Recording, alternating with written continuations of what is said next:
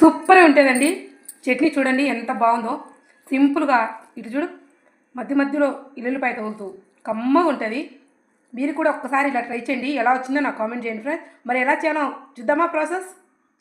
చలో friends, video ఎలా చేయాలో చూద్దాం. తోని ఈరోజు చట్నీ చేయబోతున్నాను ఫ్రెండ్స్.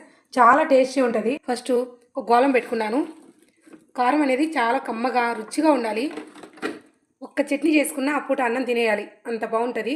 మీరు కూడా తప్పకుండా ఈ చట్నీని ఒకసారి ట్రై చేసి ఎలా వచ్చిందో నాకు కామెంట్ చేయండి ఫ్రెండ్స్. కొంచెం నూనె వేడైంది. ఇప్పుడు పోపు దినుసులు, తర్వాత వచ్చేసి ధనియాలు. చట్నీలో తింటూ ఉన్నా కూడా కమ్మగా టేస్టీగా ఉంటుంది. ఇప్పుడు జీలకర్ర, ఇవన్నీ కొంచెం వేపేసుకున్నాం. కమ్మగా ఉంటుంది అనమాట ధనియాలు వేస్తే. ఇప్పుడు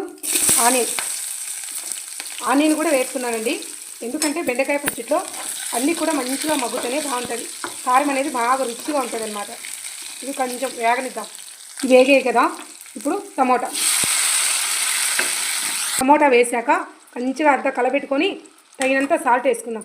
ఈ సాల్ట్ వేయడం వల్ల ఏమవుతుందంటే టమోటా అనేది తొందరగా మగ్గిపోతుంది. అలాగే టమోటా మెంతగా మగ్గుతేనే ఈ కారం కూడా కమ్మగా ఉంటుంది. ఇప్పుడు పసుపు వేసినాక ఒకసారి కలబెట్టేద్దాం. టమోటా సగం బాగా మెత్తబడింది కదా. ఇప్పుడు పచ్చిమిర్చి, మీ రుచి ఎంత అంటే మీ ఇంట్లో కారం ఎంత తినగలిగితే అన్ని పచ్చిమిరపకాయలు అయితే యాడ్ చేసుకోండి. ఇవి మంచిగా మగ్గాలి. కలబెట్టేసుకొని బాగా మగ్గాయండి. ఇప్పుడు ఫైనలీ బెండకాయలు నీట్గా కడుక్కొని ఇలా చిన్న చిన్న ముక్కలుగా కట్ చేసుకున్నాం. ఎందుకు లేట్గా వేస్తున్నాను అంటే బెండకాయ అనేది మెత్తగా మగ్గకూడదు. టమోటా పచ్చిమిర్చి అన్నీ మెత్తగా మగ్గినా బెండకాయ అనేది కొంచెం మగ్గాలి, బట్ ఎక్కువ మగ్గకూడదు. టేస్ట్ మారిపోతుంది అనమాట.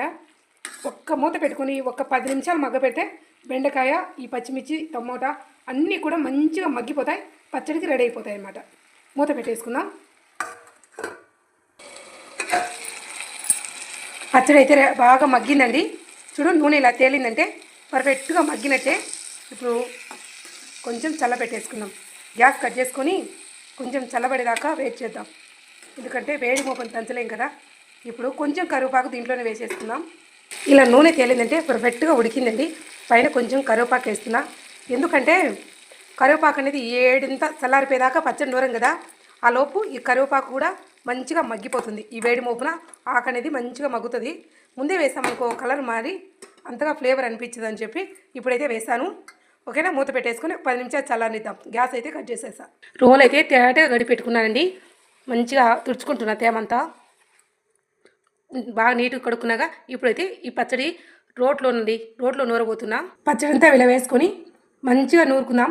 నేను ఆల్రెడీ ఉప్పు దీంట్లోనే యాడ్ చేశాను కాబట్టి ఇంకొత్తగా సాల్ట్ ఏమి వేయనక్కర్లేదండి. మీరైతే ఒకసారి చెక్ చేసుకొని సాల్ట్ సరిపోకుంటే తర్వాత యాడ్ చేసుకోండి. మంచిగా ఇలా నూరుకోవాలి. రోట్లో నూరుకుంటే ఒక్కరొక్కరుగా ఉంటుందండి. అదే మిక్సీ గ్రైండర్ వేసుకున్నామంటే పేస్ట్ అయిపోయి టేస్ట్ మారిపోతుంది. ఒకవేళ మీకు రోల్ లేకపోతే ఒక్క రౌండ్ వేసి ఆఫ్ చేసుకోండి అండి. ఇప్పుడు వచ్చేసి వెల్లుల్లిపాయలు బాగా పొట్టు తీసేసి చూడండి. వెల్లుల్లిపాయ వేసుకోవడం వల్ల మంచి ఫ్లేవర్ వస్తుంది. మనం దంచుతుంటేనే ధనియాలు అవన్నీ బాగా వేపాం కదా, మంచిగా ఫ్లేవర్ అంతా పట్టి మంచి గమగమ అనే వాసన వస్తుందండి. ఈ వాసనకి అన్నం పోతుంది. నూనెలో మగ్గబెట్టాం కాబట్టి టేస్ట్ కూడా చాలా బాగుంటుంది. పచ్చడి అయితే అయిపోయిందండి. తోడేసాను చూడండి.